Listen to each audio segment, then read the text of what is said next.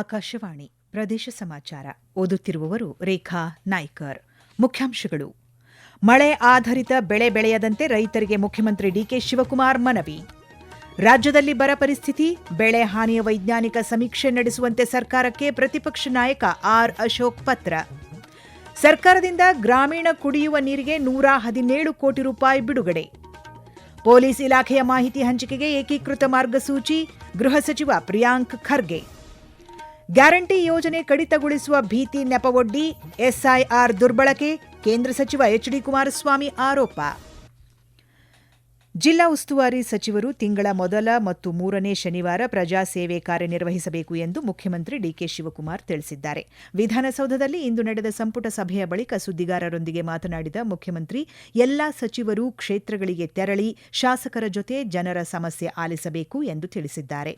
ಇದೇ ವೇಳೆ ರಾಜ್ಯದ ಅಣೆಕಟ್ಟುಗಳಲ್ಲಿ ನೀರಿನ ಕೊರತೆ ಎದುರಾಗಿದ್ದು, ರೈತರು ಮಳೆ ಆಧಾರಿತ ಬೆಳೆ ಬೆಳೆಯದಂತೆ ಮನವಿ ಮಾಡಿದ್ದಾರೆ.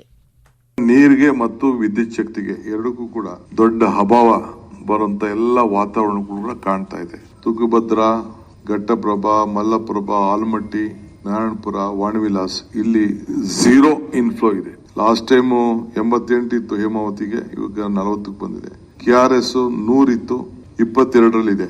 ಕಬಿನಿಲಿ 79 ಇತ್ತು, 26 ಇದೆ.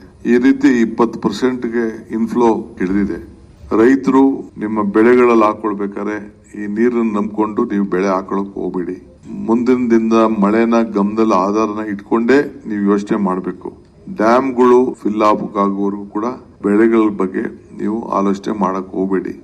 ಮತದಾರರ ವಿಶೇಷ ಪಟ್ಟಿ ಪರಿಷ್ಕರಣೆಯ ಬಳಿಕ ಅಧಿವೇಶನ ಕರೆಯಲು ತೀರ್ಮಾನಿಸಲಾಗಿದೆ ಎಂದು ಅವರು ಹೇಳಿದ್ದಾರೆ. ಕಲ್ಯಾಣ ಮಂಟಪಗಳಲ್ಲಿ ಎಸ್ಐಆರ್ ಫಾರಂ ತುಂಬಲು ಅವಕಾಶವಿಲ್ಲ, ಬಿಎಲ್ಒಗಳೇ ಅರ್ಜಿಯನ್ನು ಹಂಚಬೇಕು ಎಂದು ಸೂಚನೆ ನೀಡಿದ್ದಾರೆ. ರಾಜ್ಯದಲ್ಲಿ ಬರ ಪರಿಸ್ಥಿತಿ ತೀವ್ರಗೊಳ್ಳುತ್ತಿರುವ ಹಿನ್ನೆಲೆಯಲ್ಲಿ ತಕ್ಷಣವೇ ಮುನ್ನೆಚ್ಚರಿಕೆ ಮತ್ತು ಪರಿಹಾರ ಕ್ರಮ ಕೈಗೊಳ್ಳುವಂತೆ ಆಗ್ರಹಿಸಿ ಪ್ರತಿಪಕ್ಷ ನಾಯಕ ಆರ್ ಅಶೋಕ್ ಮುಖ್ಯಮಂತ್ರಿ ಡಿಕೆ ಶಿವಕುಮಾರ್ ಅವರಿಗೆ ಪತ್ರ ಬರೆದಿದ್ದಾರೆ. ಪತ್ರದಲ್ಲಿ ಅರ್ಹ ತಾಲೂಕುಗಳನ್ನು ವಿಳಂಬವಿಲ್ಲದೆ ಬರಪೀಡಿತ ಪ್ರದೇಶಗಳೆಂದು ಘೋಷಿಸಬೇಕು, ಮೇವು ಹಾಗೂ ಕುಡಿಯುವ ನೀರಿನ ವ್ಯವಸ್ಥೆಗೆ ಅಗತ್ಯ ಅನುದಾನವನ್ನು ತಕ್ಷಣವೇ ಬಿಡುಗಡೆ ಮಾಡಬೇಕು ಎಂದು ತಿಳಿಸಿದ್ದಾರೆ.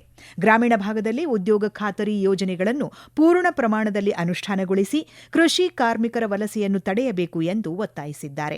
ಬೆಳೆ ಹಾನಿಯ ವೈಜ್ಞಾನಿಕ ಸಮೀಕ್ಷೆ ನಡೆಸಿ ರೈತರಿಗೆ ಮಧ್ಯಂತರ ಪರಿಹಾರ ಹಾಗೂ ಬೆಳೆ ವಿಮೆ ಸೌಲಭ್ಯವನ್ನು ಶೀಘ್ರವಾಗಿ ಒದಗಿಸಬೇಕು ಎಂದು ಪತ್ರದಲ್ಲಿ ಉಲ್ಲೇಖಿಸಿದ್ದಾರೆ.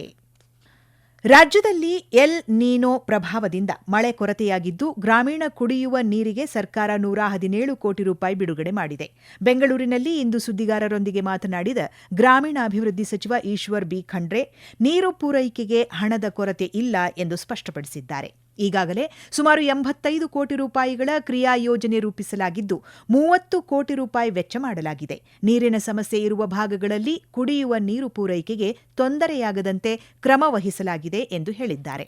ಇದೇ ವೇಳೆ ಸಂಕಷ್ಟದ ಸಮಯದಲ್ಲಿ ಜನರು ನೀರನ್ನು ಹಿತಮಿತವಾಗಿ ಬಳಸಿ ಪೋಲು ಮಾಡದಂತೆ ಮನವಿ ಮಾಡಿದ್ದಾರೆ. ಪಂಚಾಯಿತಿಗಳು ನೀರು ಸೋರಿಕೆಯಾಗದಂತೆ ಎಚ್ಚರ ವಹಿಸಬೇಕು ಎಂದು ನಿರ್ದೇಶನ ನೀಡಿದ್ದಾರೆ. ರಾಜ್ಯದಲ್ಲಿ ಪೊಲೀಸ್ ಇಲಾಖೆಯ ಮಾಹಿತಿ ಹಂಚಿಕೆಗೆ ಏಕೀಕೃತ ಮಾರ್ಗಸೂಚಿ ಜಾರಿಗೆ ತರಲಾಗುವುದು ಎಂದು ಗೃಹ ಸಚಿವ ಪ್ರಿಯಾಂಕ್ ಖರ್ಗೆ ತಿಳಿಸಿದ್ದಾರೆ.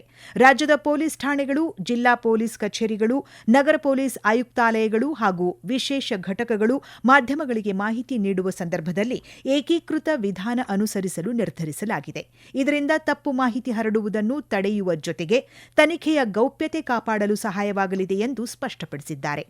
ಅಪರಾಧ ಪ್ರಕರಣಗಳ ತನಿಖೆ, ಗುಪ್ತಚರ ಮಾಹಿತಿ, ಸೈಬರ್ ಅಪರಾಧಗಳು, ಸಂಘಟಿತ ಅಪರಾಧ ಚಟುವಟಿಕೆಗಳು ಹಾಗೂ ಕಾನೂನು ಪ್ರಕ್ರಿಯೆಗೆ ಸಂಬಂಧಿಸಿದ ಮಾಹಿತಿಯನ್ನು ಅನುಮತಿಯಿಲ್ಲದೆ ಬಹಿರಂಗಪಡಿಸದಂತೆ ಸೂಚನೆ ನೀಡಲಾಗಿದೆ. ಯಾವುದೇ ತನಿಖೆಯ ಗೌಪ್ಯತೆ ಮತ್ತು ನ್ಯಾಯಾಂಗ ಪ್ರಕ್ರಿಯೆಗಳ ಶುದ್ಧತೆಯನ್ನು ಕಾಪಾಡುವುದು ಸರ್ಕಾರದ ಸ್ಪಷ್ಟ ಉದ್ದೇಶವಾಗಿದೆ ಎಂದು ಹೇಳಿದ್ದಾರೆ.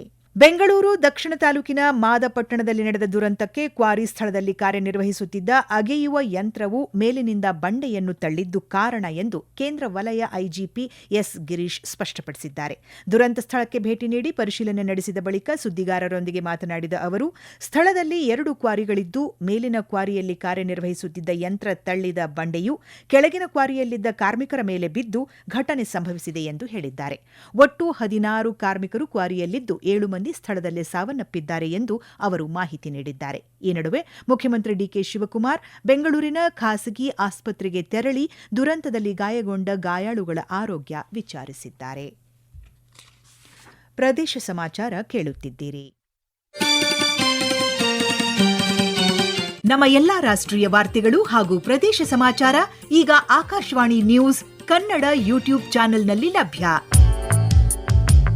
ನಮ್ಮ ಎಕ್ಸ್ ಖಾತೆ ಮತ್ತು ಇನ್ಸ್ಟಾಗ್ರಾಂ ಖಾತೆ ಆಕಾಶವಾಣಿ ನ್ಯೂಸ್ ಕನ್ನಡ. ಹೆಚ್ಚಿನ ಮಾಹಿತಿಗಾಗಿ ನಮ್ಮ ಫೇಸ್ಬುಕ್ ಖಾತೆ AIR ಕನ್ನಡ ನ್ಯೂಸ್ ಅನುಸರಿಸಿ. ಮಾಹಿತಿಯ ಹೂರಣ ವಾರದ ಕಾರ್ಯಕ್ರಮ ಪ್ರಚಲಿತ ವಿದ್ಯಮಾನ ಪ್ರತಿ ಬುಧವಾರ 9:15ಕ್ಕೆ. ಬೆಂಗಳೂರಿನ ಜಿಬಿಎ ವ್ಯಾಪ್ತಿಯಲ್ಲಿ ಬೀದಿ ಬದಿ ವ್ಯಾಪಾರಿಗಳನ್ನು ತೆರವುಗೊಳಿಸುವುದಿಲ್ಲ ಎಂದು ಗ್ರೇಟರ್ ಬೆಂಗಳೂರು ಅಭಿವೃದ್ಧಿ ಸಚಿವ ಕೃಷ್ಣ ಬೈರೇಗೌಡ ಸ್ಪಷ್ಟಪಡಿಸಿದ್ದಾರೆ. ಒತ್ತುವರಿ ತೆರವು ಕಾರ್ಯಾಚರಣೆ ಕುರಿತು ಸಂಬಂಧಿತ ಅಧಿಕಾರಿಗಳ ಜೊತೆ ನಡೆದ ವರ್ಚುವಲ್ ಸಭೆ ಉದ್ದೇಶಿಸಿ ಮಾತನಾಡಿದ ಅವರು, ಆರ್ಟಿರಿಯಲ್ ಹಾಗೂ ಸಬ್ ಆರ್ಟಿರಿಯಲ್ ರಸ್ತೆಗಳಿಂದ ವಾರ್ಡ್ ರಸ್ತೆಗಳಿಗೆ ಸ್ಥಳಾಂತರಿಸುವ ಕಾರ್ಯವನ್ನು ಕೈಗೊಳ್ಳಲಾಗುತ್ತಿದೆ ಎಂದು ಹೇಳಿದ್ದಾರೆ. ನಗರದಲ್ಲಿ ಪಾದಚಾರಿ ಮಾರ್ಗಗಳ ಒತ್ತುವರಿ ತೆರವು ಕಾರ್ಯಾಚರಣೆಗೆ ಸಾರ್ವಜನಿಕರಿಂದ ಉತ್ತಮ ಸ್ಪಂದನೆ ವ್ಯಕ್ತವಾಗಿದೆ. ಈ ಹಿನ್ನೆಲೆಯಲ್ಲಿ ಪಾದಚಾರಿಗಳಿಗೆ ಸುರಕ್ಷಿತ ಹಾಗೂ ಸುಗಮ ಸಂಚಾರಕ್ಕೆ ಅನುಕೂಲವಾಗುವಂತೆ ಉತ್ತಮ ಗುಣಮಟ್ಟದ ಪಾದಚಾರಿ ಮಾರ್ಗಗಳನ್ನು ನಿರ್ಮಿಸಬೇಕೆಂದು ಸೂಚಿಸಿದ್ದಾರೆ. ರಾಮನಗರದಲ್ಲಿ ನಡೆದ ಎಸ್ಐಆರ್ ಅಭಿಯಾನದ ವೇಳೆ ಚುನಾವಣಾ ಆಯೋಗದ ನಿಯಮಗಳನ್ನು ಉಲ್ಲಂಘಿಸಲಾಗಿದೆ ಎಂದು ಕೇಂದ್ರ ಸಚಿವ ಎಚ್ಡಿ ಕುಮಾರಸ್ವಾಮಿ ಆರೋಪಿಸಿದ್ದಾರೆ. ಬೆಂಗಳೂರಿನಲ್ಲಿ ಸುದ್ದಿಗಾರರೊಂದಿಗೆ ಮಾತನಾಡಿದ ಮತದಾರರ ಪಟ್ಟಿಯಲ್ಲಿ ಬಾಂಗ್ಲಾ ವಲಸಿಗರಿಗೆ ಆದ್ಯತೆ ನೀಡಲಾಗುತ್ತಿದೆ ಎಂದು ಅವರು ತಿಳಿಸಿದ್ದಾರೆ. ಗ್ಯಾರಂಟಿ ಯೋಜನೆಗಳನ್ನು ಕಡಿತಗೊಳಿಸುವ ಭೀತಿ ಸೃಷ್ಟಿಸಿ ಎಸ್ಐಆರ್ ದುರ್ಬಳಕೆ ಮಾಡಿಕೊಳ್ಳಲಾಗುತ್ತಿದೆ ಎಂದು ಅವರು ದೂರಿದ್ದಾರೆ. ರಾಮನಗರದಲ್ಲಿ ಸಾವಿರಾರು ಜನರನ್ನು ಕಲ್ಯಾಣ ಮಂಟಪದಲ್ಲಿ ಕೂರಿಸಿ ಎಸ್ಐಆರ್ ನಡೆಸಲಾಗುತ್ತಿದೆ ಎಂದು ಆರೋಪಿಸಿದ್ದಾರೆ. ರಾಜ್ಯದಲ್ಲಿ ಗೃಹಜ್ಯೋತಿ ಗ್ಯಾರಂಟಿ ಯೋಜನೆ ಪರಿಶೀಲನೆ ಆರಂಭವಾಗಿದ್ದು, ಮೀಟರ್ ರೀಡರ್ಗಳು ಮನೆ ಮನೆಗೆ ತೆರಳಿ ಪರಿಶೀಲನೆ ನಡೆಸುತ್ತಿದ್ದಾರೆ. ಈ ಹಿನ್ನೆಲೆಯಲ್ಲಿ ಜುಲೈ ತಿಂಗಳಲ್ಲಿ ಮೀಟರ್ ರೀಡಿಂಗ್ ಇರುವುದಿಲ್ಲ ಎಂದು ಬೆಸ್ಕಾಂ ಸಾಮಾಜಿಕ ಜಾಲತಾಣ ಎಕ್ಸ್ನಲ್ಲಿ ತಿಳಿಸಿದೆ. ಮೀಟರ್ ರೀಡಿಂಗ್ ಬದಲಾಗಿ ಗ್ರಾಹಕರಿಗೆ ಜುಲೈ ತಿಂಗಳಲ್ಲಿ ಸರಾಸರಿ ಬಿಲ್ ನೀಡಲು ನಿರ್ಧರಿಸಿದೆ. ಈ ಹೊಸ ನಿಯಮವು ಎಚ್ಟಿ ಗ್ರಾಹಕರು, 40 HP ಅದಕ್ಕಿಂತ ಹೆಚ್ಚಿನ ಲೋಡ್ ಹೊಂದಿರುವ LT ಗ್ರಾಹಕರು, ಸೋಲಾರ್ ಹೊಂದಿರುವ ಗ್ರಾಹಕರು ಹಾಗೂ ತಾತ್ಕಾಲಿಕ ವಿದ್ಯುತ್ ಸಂಪರ್ಕ ಹೊಂದಿರುವವರಿಗೆ ಅನ್ವಯಿಸುವುದಿಲ್ಲ ಎಂದು ಸ್ಪಷ್ಟಪಡಿಸಿದೆ. ಕಲಬುರಗಿ ಜಿಲ್ಲೆಯ ಆಳಂದ ತಾಲೂಕಿನ ಲಾಡ್ಲೆ ಮಶಾಕ್ ದರ್ಗಾ ಗಲಭೆ ಪ್ರಕರಣ ಸೇರಿದಂತೆ 52 ಕ್ರಿಮಿನಲ್ ಪ್ರಕರಣಗಳನ್ನು ಹಿಂತೆಗೆದುಕೊಳ್ಳುವ ಸರ್ಕಾರದ ನಿರ್ಧಾರಕ್ಕೆ ಹೈಕೋರ್ಟ್ ತಡೆ ನೀಡಿದೆ. ಮೇ 22ರಂದು ಸಚಿವ ಸಂಪುಟ ಪ್ರಕರಣಗಳನ್ನು ಹಿಂತೆಗೆದುಕೊಂಡಿತ್ತು. ಈ ನಿರ್ಧಾರವನ್ನು ಪ್ರಶ್ನಿಸಿ ಗಿರೀಶ್ ಭಾರದ್ವಾಜ್ ಎಂಬುವರು ಸಲ್ಲಿಸಿದ್ದ ಸಾರ್ವಜನಿಕ ಹಿತಾಸಕ್ತಿ ಅರ್ಜಿಯ ವಿಚಾರಣೆ ನಡೆಸಿದ ನ್ಯಾಯಾಲಯ ಮಧ್ಯಂತರ ಆದೇಶ ಹೊರಡಿಸಿದೆ. ಕಾವೇರಿ ನದಿಗೆ ಅಡ್ಡಲಾಗಿ ಕರ್ನಾಟಕ ನಿರ್ಮಿಸಲಿರುವ ಪ್ರಸ್ತಾವಿತ ಮೇಕೆದಾಟು ಅಣೆಕಟ್ಟು ಯೋಜನೆಯನ್ನು ತಮಿಳುನಾಡು ಕಾಂಗ್ರೆಸ್ ಸಮಿತಿ ವಿರೋಧಿಸಿದೆ. ಈ ಯೋಜನೆಯ ವಿರುದ್ಧದ ಹೋರಾಟವನ್ನು ಮುಂದುವರಿಸಲು ನಿರ್ಧರಿಸಿದ್ದು, ಇದು ತಮಿಳುನಾಡಿನ ರೈತರ ಹಕ್ಕುಗಳಿಗೆ ಬೆದರಿಕೆ ಮತ್ತು ನ್ಯಾಯಾಂಗ ಆದೇಶಗಳ ಉಲ್ಲಂಘನೆ ಎಂದು ತಿಳಿಸಿದೆ. ತಮಿಳುನಾಡಿನ ಒಪ್ಪಿಗೆ ಇಲ್ಲದೆ ಯೋಜನೆಗೆ ಒಂದೇ ಒಂದು ಇಟ್ಟಿಗೆಯನ್ನು ಇಡಲು ಬಿಡುವುದಿಲ್ಲ ಎಂದು ಎಚ್ಚರಿಕೆ ನೀಡಿದೆ. ನಗರಾಭಿವೃದ್ಧಿ ಸಚಿವ ಡಾ ಯತೀಂದ್ರ ಸಿದ್ದರಾಮಯ್ಯ ಅವರು ಇಂದು ವಿಧಾನಸೌಧದಲ್ಲಿನ ಸಚಿವಾಲಯದ ತಮ್ಮ ನೂತನ ಕಚೇರಿಯನ್ನು ಉದ್ಘಾಟಿಸಿದರು. ಇದೇ ವೇಳೆ ಸಾರ್ವಜನಿಕರ ಅಹವಾಲುಗಳು ಹಾಗೂ ಮನವಿ ಆಲಿಸಿದ ಸಚಿವರು ಸಂಬಂಧಿಸಿದ ಅಧಿಕಾರಿಗಳಿಗೆ ಅಗತ್ಯ ಕ್ರಮ ಕೈಗೊಳ್ಳುವಂತೆ ಸೂಚನೆ ನೀಡಿದರು. ನಗರಾಭಿವೃದ್ಧಿ ಇಲಾಖೆಗೆ ಸಂಬಂಧಿಸಿದ ವಿಷಯಗಳಲ್ಲಿ ಜನಪ್ರತಿನಿಧಿಗಳು, ಅಧಿಕಾರಿಗಳು ಹಾಗೂ ಸಾರ್ವಜನಿಕರೊಂದಿಗೆ ನಿರಂತರ ಸಮನ್ವಯ ಸಾಧಿಸಿ ಸಮಸ್ಯೆಗಳಿಗೆ ತ್ವರಿತ ಹಾಗೂ ಪರಿಣಾಮಕಾರಿ ಸ್ಪಂದನೆ ನೀಡುವ ಉದ್ದೇಶದಿಂದ ಸಚಿವಾಲಯದ ಕಚೇರಿ ಸದಾ ಎಲ್ಲರಿಗೂ ಮುಕ್ತವಾಗಿರಲಿದೆ ಎಂದು ತಿಳಿಸಿದರು. ಇನ್ನು ಸಂಕ್ಷಿಪ್ತ ಸುದ್ದಿ. ಯಾದಗಿರಿ ಜಿಲ್ಲೆಯಾದ್ಯಂತ ನಡೆಯುತ್ತಿರುವ ಮತದಾರರ ಪಟ್ಟಿಯ ವಿಶೇಷ ಸಮಗ್ರ ಪರಿಷ್ಕರಣೆ ಅಭಿಯಾನಕ್ಕೆ ಉತ್ತಮ ಸ್ಪಂದನೆ ವ್ಯಕ್ತವಾಗಿದ್ದು, ಮೊದಲ 2 ದಿನಗಳಲ್ಲಿ 2.59 ಲಕ್ಷಕ್ಕೂ ಹೆಚ್ಚು ಗಣತಿ ನಮೂನೆಗಳನ್ನು ವಿತರಿಸಲಾಗಿದೆ ಎಂದು ಯಾದಗಿರಿ ಜಿಲ್ಲಾಡಳಿತ ತಿಳಿಸಿದೆ. ಕೊನೆಯಲ್ಲಿ ಮತ್ತೊಮ್ಮೆ ಮುಖ್ಯಾಂಶಗಳು. ಮಳೆ ಆಧಾರಿತ ಬೆಳೆ ಬೆಳೆಯದಂತೆ ರೈತರಿಗೆ ಮುಖ್ಯಮಂತ್ರಿ ಡಿಕೆ ಶಿವಕುಮಾರ್ ಮನವಿ. ರಾಜ್ಯದಲ್ಲಿ ಬರ ಪರಿಸ್ಥಿತಿ, ಬೆಳೆ ಹಾನಿಯ ವೈಜ್ಞಾನಿಕ ಸಮೀಕ್ಷೆ ನಡೆಸುವಂತೆ ಸರ್ಕಾರಕ್ಕೆ ಪ್ರತಿಪಕ್ಷ ನಾಯಕ ಆರ್ ಅಶೋಕ್ ಪತ್ರ. ಸರ್ಕಾರದಿಂದ ಗ್ರಾಮೀಣ ಕುಡಿಯುವ ನೀರಿಗೆ 117 ಕೋಟಿ ರೂಪಾಯಿ ಬಿಡುಗಡೆ. ಪೊಲೀಸ್ ಇಲಾಖೆಯ ಮಾಹಿತಿ ಹಂಚಿಕೆಗೆ ಏಕೀಕೃತ ಮಾರ್ಗಸೂಚಿ, ಗೃಹ ಸಚಿವ ಪ್ರಿಯಾಂಕ್ ಖರ್ಗೆ. ಗ್ಯಾರಂಟಿ ಯೋಜನೆ ಕಡಿತಗೊಳಿಸುವ ಭೀತಿ ನೆಪವೊಡ್ಡಿ ಎಸ್ಐಆರ್ ದುರ್ಬಳಕೆ, ಕೇಂದ್ರ ಸಚಿವ ಎಚ್ಡಿ ಕುಮಾರಸ್ವಾಮಿ ಆರೋಪ. ಇಲ್ಲಿಗೆ ಪ್ರದೇಶ ಸಮಾಚಾರ ಮುಕ್ತಾಯವಾಯಿತು. ನಮ್ಮ ಮುಂದಿನ ವಾರ್ತಾ ಪ್ರಸಾರ 7:35ಕ್ಕೆ.